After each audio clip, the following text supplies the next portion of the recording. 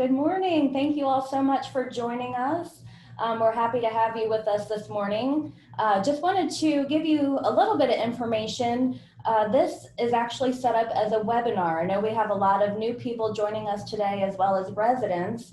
And Zoom is set up, sometimes it's interactive, but this is a webinar, so you can hear us, but we actually can't hear you. So that leads me to the next point, which there is a little chat bar on your computer or on your iPad or smartphone, however you're joining us today, that you can actually type questions in. So as we get towards the end of the program today, you are able to submit those questions to us, and I'll be able to relay those to Jim. But my name is Brenda Dixon. I'm the marketing director here at the Summit, and I've been with the Summit, it was just 6 years last week. So the Summit is also getting ready to celebrate our 17th year. So we're pretty excited about that. Just a reminder for those of you who maybe are maybe a little familiar with us, but also maybe new to the Summit. We are a life plan community. We're actually set up right now in one of our independent living apartment models, and we do have all levels of care right here on campus. So when people move to the Summit, they know that they have what they need to spend the rest of their life here. So once again, we thank you for joining us. Today I have Mr. Jim Poats, and just a little bit of information about Jim so you know that who he is, but he has actually served on the board of directors here at the Summit for several years, kind of on and off over the years. He is part of the Disciples of Christ Church, and so his affiliation with the Summit is through that. And so we're thankful for the time he has spent on the board, and I think he's been off maybe a year or 2 years. December. Yeah, oh, okay, so 6 months. But just to tell you a little bit, he is born and raised in Waynesboro, Virginia. He graduated in 1975, so from McIntyre School of Commerce at UVA. He spent 10 years working in retail at the Leggett department stores, which is interesting background there. And then since 1989, he's been a registered investment advisor with the Pettyjohn company, now Pettyjohn Wood and White. Just another fun thing about Jim, he's a proud father of 3 boys and proud pops of 2, soon to be 3 grandchildren. That's so, correct. But anyways, as we are getting started here, we've tried to pick webinar topics that were relevant.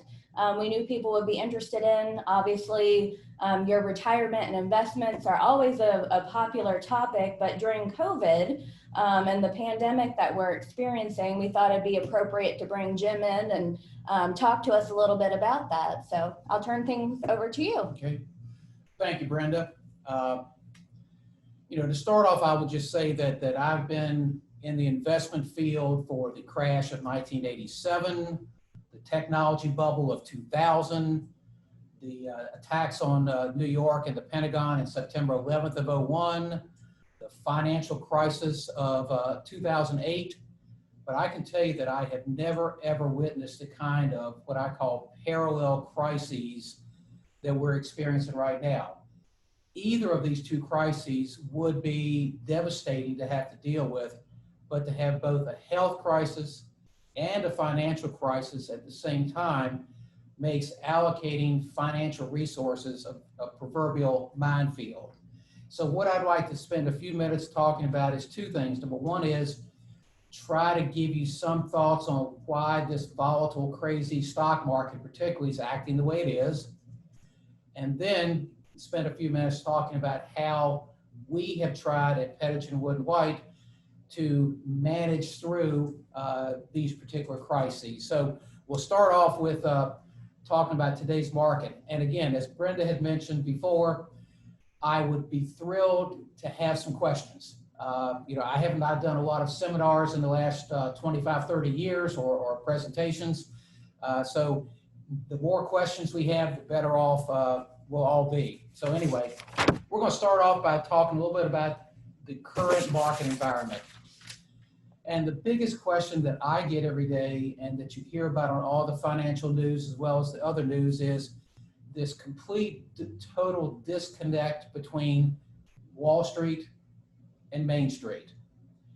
So if we have unemployment so high, if we have this coronavirus pandemic that now we're seeing 50,000 cases or more a day coming up, if we see all the businesses shuttered as a result of the lockdowns and so forth, and then if we also see all the protests and all the social sort of unrest that's been going on in the country, why in the world, with all this going on, is the market as measured by the Standard & Poor's 500 only down 3.5%? And what we call the NASDAQ, which is sort of the growthiest part of the market that has all the technology stocks and the biotechnology stocks, actually up over 15% year to date. And there are really two reasons. And the first one is a term that I use a lot. It's called, and you may have heard it before, it's called "don't fight the Fed." And what I mean by that is the Federal Reserve Board, whose chairman is a fellow by the name of Jerome Powell, they have strictly flooded the markets with money, with liquidity, to try to avoid particularly the credit market and the banking sector from freezing up like we had back in 2008. To give you some idea of how much money they've poured into the system, back in 2008, they put about $1.4 trillion into the system during the financial crisis. Just since February and March of this year, the Federal Reserve has put in $3 trillion, so twice as much as the entire financial crisis. And what we call the balance sheet of the Federal Reserve today represents almost 40% of the gross national product for the entire country. And if you wonder how in the world the Federal Reserve can do this, I've got a quick little blurb I want to read here from a Time magazine. And it says that the Fed's superpower rests on the simple fact that it is the only institution on earth that can create dollars out of thin air. The thing that we call a dollar is actually a Federal Reserve note. And so basically, the Federal Reserve has thrown all this money at the problem, which is about the only thing they know how to do. And so what it's done is it's caused some real disruptions and dislocations in most markets. For example, it's driven interest rates through the floorboard. Today, if you were going to buy a treasury note issued by the federal government with 5 years to maturity, you would make less than 0.3% on your money. If you bought a 10-year treasury note, you would only get less than 0.7% on your money. And so interest rates being so low and all this money sloshing around looking for a home, it's really sort of created in what we talk about as a couple of new acronyms in our investing. And one is called TINA, T-I-N-A. And that stands for there is no alternative. So in other words, what that means is if you're managing money, if you're investing money, and if you don't want to get 0.1% on your investments, you have to go into the stock market or somewhere else looking for returns. The other new acronym is called FOMO, which stands for fear of missing out. And so after March 23rd, when the market bottomed out, as the market started coming back, there was this fear among particularly the institutional investors that they were going to miss out on this rally. And so they bought into the market. And so that made more people buy into the market. And so it's been this sort of feeding frenzy on certain parts of the market ever since the bottom was found back in March. But that leads me to the second reason, and that is simply this. Not all stocks have reacted in the same fashion. Most stocks are down dramatically so far this year, and I'll get to a few examples in a minute. What's held the market up has been just this manic desire among money managers and so forth to buy in, particularly into the technology sector, but also the healthcare sector and certain what we call retail or consumer discretionary types of stocks. And I'm going to give you a few examples here real quickly. With a market that's basically flat to slightly down so far this year, Apple is up 24%. Microsoft is up 31%. Kroger is up 15%. Home Depot up 14%. Clorox is up 45%.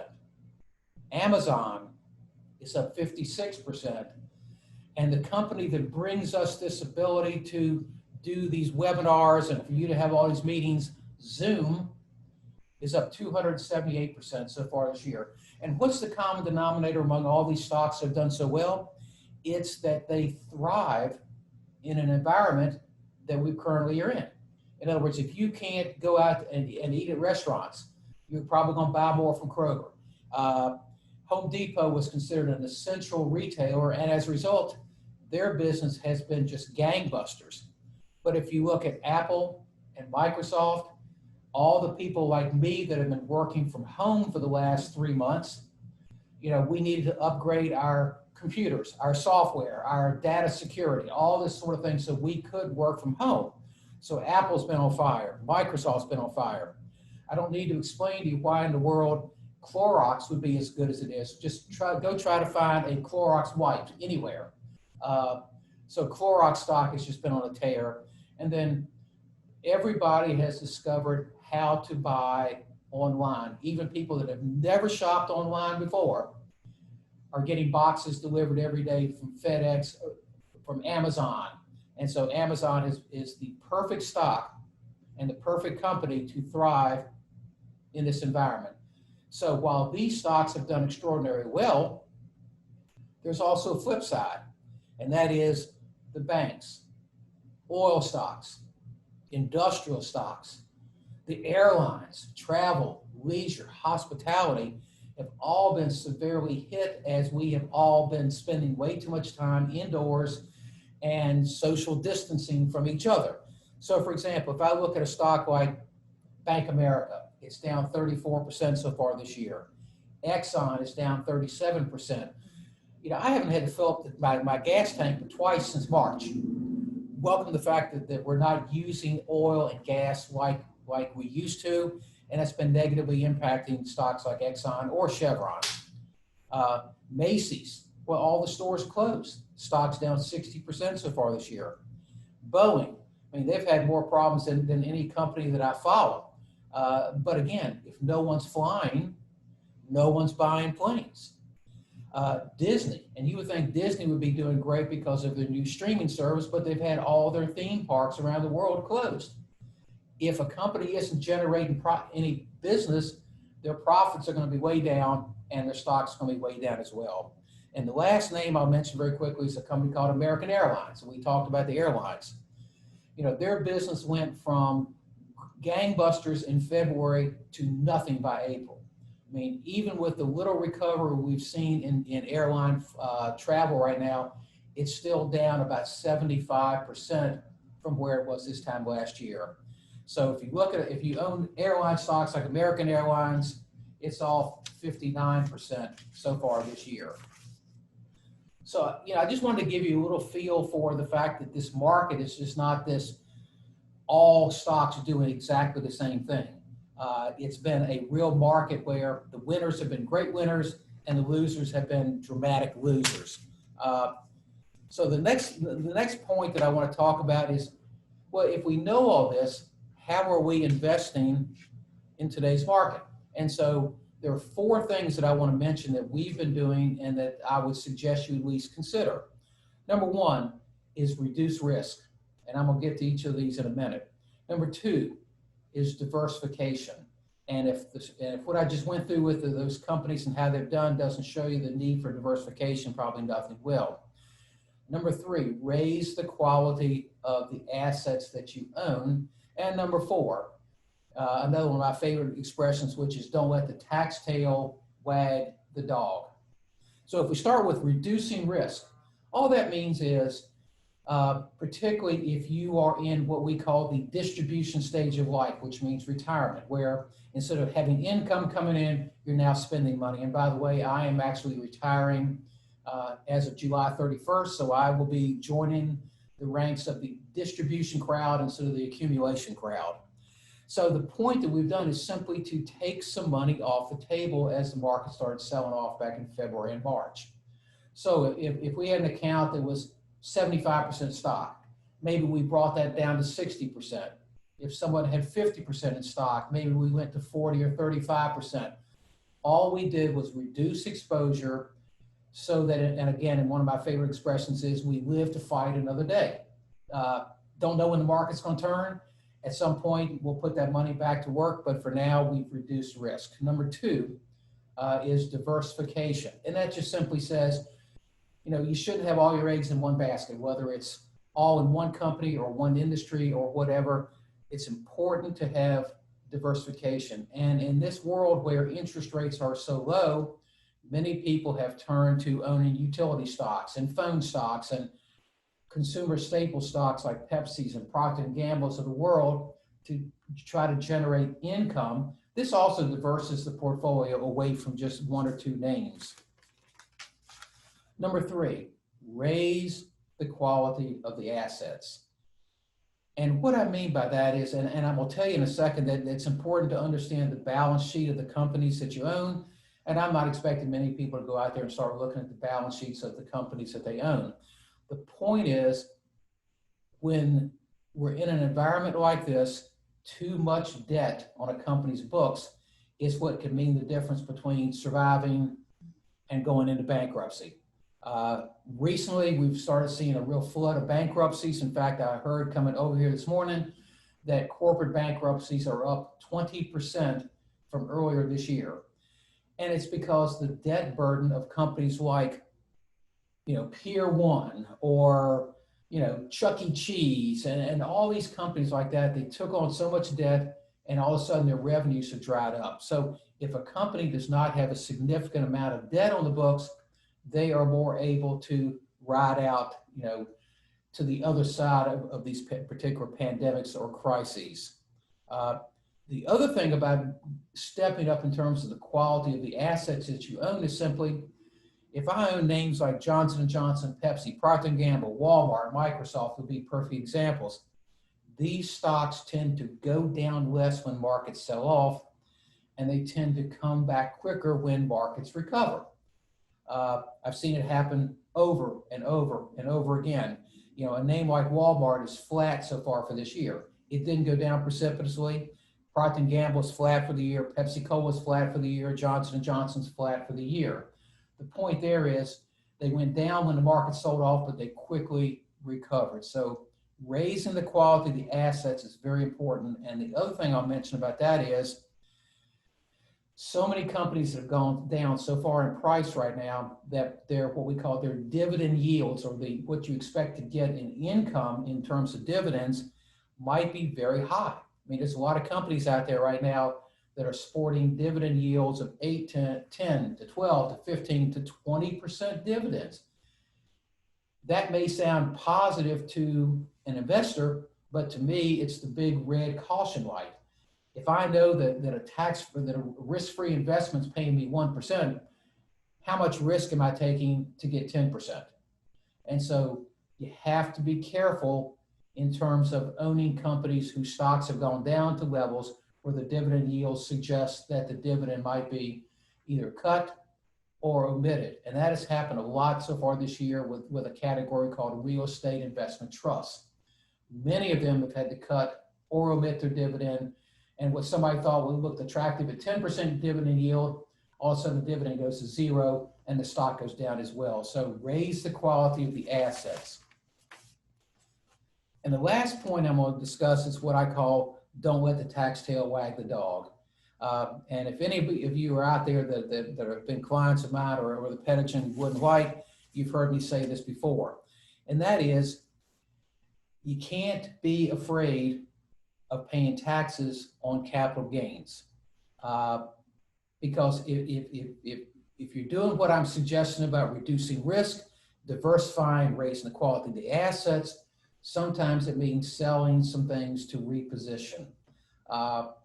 So again, paying corporate capital gains tax is still the kind of some of the cheapest taxes anybody's going to pay right now at 15%, based on your particular tax situation. But don't let that be the sole determinant whether you make a sale or not. And I use an example that struck home with me so much, and this goes back almost 20 years ago. In this town, we had a lot of people working for General Electric, and GE stock was almost sacrosanct in this town. And so people owned it, and for about 20 years, GE stock did nothing but go up and up and up and up in value, to the point that back in the summer of 2001, GE tried to buy another company called Honeywell. And so at that point in time, both GE stock and Honeywell stock were trading for $50 a share. Let's fast forward 19 years later. Today, Honeywell is $150 a share and General Electric is $7 a share. The point I'm trying to make with that example is simply, you can't let taxes determine whether or not you sell or don't make a sale. So again, don't let the tax tail wag the dog. And sort of in conclusion, what I wanted to say is, no one, and I mean no one, knows how these dual crises will resolve themselves. Will we find a vaccine? Will we find, medicine to make the coronavirus less deadly? Will we have everybody go back to work and the financial crisis be resolved? Eventually, we will resolve all these things, but nobody knows when, and nobody knows how long we're going to be. So with that said, all I ask you to do is to consider, the points that I've made about the quality of the assets, diversification, and again, just taking some money off the table, reducing risk so you can live to fight another day. And now with that said, I hope we have a few questions that maybe have come in so that I can try to answer them for you. We do have a couple that have come in. So the first one is related to, how is the volatility of the market affecting my CDs? The thing about the volatility in the market and how it's affecting certificates of deposit or money markets is simply that the Federal Reserve has poured so much money into the system that the demand for income producing assets is overwhelming the supply of income producing assets. And when that happens, interest rates go down. We are at the lowest interest rates that we have ever had, as far as I know. I mean, again, a 30-year Treasury bond yields less than 1.5%. So that's why all this volatility has had interest rates go down so much. If what you have is CDs and you've been rolling them every 6 months, you might consider, putting some of it further out than maybe 1 month to maturity or 6 months to maturity, because my guess is, while interest rates may go up a little bit, we have been in a low interest rate environment since 2008, and there's nothing that says going forward that anything's going to happen to interest rates to make them go substantially higher. I think related to your point about the quality of your assets, one of the questions is what percentage of your portfolio should include name brands, or I think it's talking about the quality of the assets. I mean, and this goes back to the whole thing about a person's individual risk profile. I mean, for some people, having 90% stock is not a problem. For some people, having 10% in stock keeps them awake at night. There's a phrase we use in our businesses called the sleep at night quotient. And basically what you have to do is you have to own assets that make it so that you can sleep at night with them. I have found just over time that the more that we can own high quality companies, usually on a risk adjusted basis, the better off we are. The one thing you have to watch for, though, is companies do not always stay on their A game. In other words, I can't come up with a company right off the top of my head right now, but let's just use Procter & Gamble as an example. Okay, Procter & Gamble for so long was right at the top of their A game, new products, going overseas with all their products. They hit sort of an air pocket for about 5 or 6 years where growth slowed to nothing, new products kind of stagnated, and the stock dramatically underperformed. They've got new management in now, and they've sort of reinstituted growth. So the point I guess I'm saying is, what we always look at is, if I knew then what I know now, would I still be an owner of the company, the stock? And if the answer is yes, that's fine. If the answer is no, then you take a look at maybe repositioning. Okay. Someone asked, is there a danger of, or what's the danger of standing still right now? I don't know if that. Yeah, I mean, that's a good question. And sometimes the best thing that people can do is nothing. You know, none of us, none of us who are not brokers and whose business is generated by commission dollars, there is no need to trade unless trading makes sense. And so sometimes it's great to just do nothing. That's separate from being like a deer caught in the headlights. That's called paralysis. And so you don't want to be paralyzed with your investments. You want to be on top of them, but sometimes the best thing to do is nothing. Another question that just came through, during the pandemic, or where we are right now, how often should we be huddling up with our financial advisor or meeting up with our financial advisor? Yeah, I mean, that's a really good question. Normally speaking, for example, with Pettyjohn Wood and White, we try to either meet or certainly have conversations quarterly. Okay. The biggest thing to do is to make sure that the assets are positioned in such a way that they match your risk tolerance. And you can meet every other day with somebody, but if you don't have that conversation, you probably didn't do yourself any good. So the biggest question to always talk to a financial advisor or broker, money manager of any sort is, do you feel comfortable with where I am with my risk profile, and do you understand my risk profile? Okay. This one says, are there any stocks you might suggest that are accessible right now? Okay, I'm not exactly sure what accessible means. It's interesting because we have today a whole new crop of, I'm gonna call them investors. There are a lot of them are speculators, and there's a difference between investing and speculating. But with the fact that if you deal with somebody like a Charles Schwab or TD Ameritrade or anybody like that, but you're not paying a dime of commission to make a trade.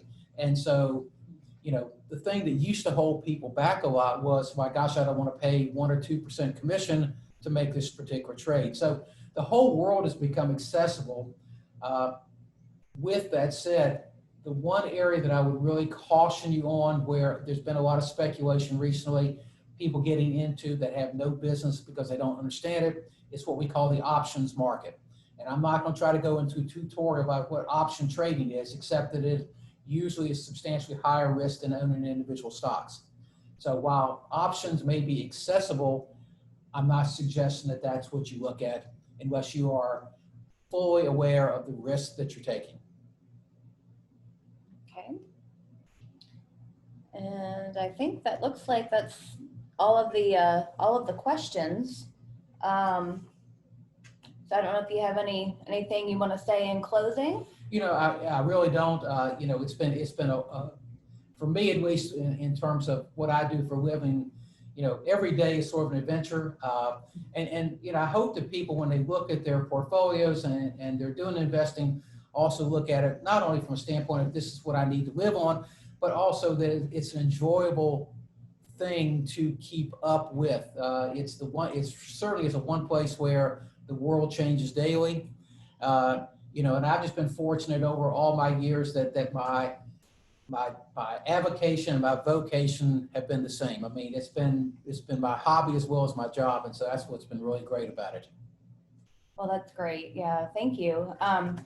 Just a couple of reminders to everyone. This is the final installment of this series of webinars. If you have specific interest in topics, as we are looking at scheduling some more of these, let us know. We'd love to hear from you about maybe some of the topics you would like to hear. Also, while we are still closed to visitors, there may be some updates to that soon. but we are doing remote appointments. So if you've enjoyed the webinar today, we can do an interactive Zoom where you can meet with me and we can answer questions one-on-one and actually be able to show you around. So there's a little bit more to this apartment we're sitting in. So things like that, we can kind of show you what it's like here at the summit. And then we are going to be emailing out the YouTube link later in the next day or two. So you'll be able to access this, this webinar again in case you missed a couple of notes or want to rewatch or share that with others. You're welcome to do that. So be on the lookout for that link coming. And thank you so much to Jim for joining us today. We appreciate having you here, and we're glad you were able to do this before the retirement happening soon. So congratulations on that. We're excited for you to be able to enjoy your retirement. And so, thank you for inviting me to do this. I enjoy doing it. You're welcome. It's been a pleasure having you. So, and as always, a special thanks to Jonathan Parker. He's behind the scenes, but helps put these webinars together and monitors the questions and submits those in. So we appreciate his help too. So thank you all so much for tuning in, and we'll see you again soon. Thank you.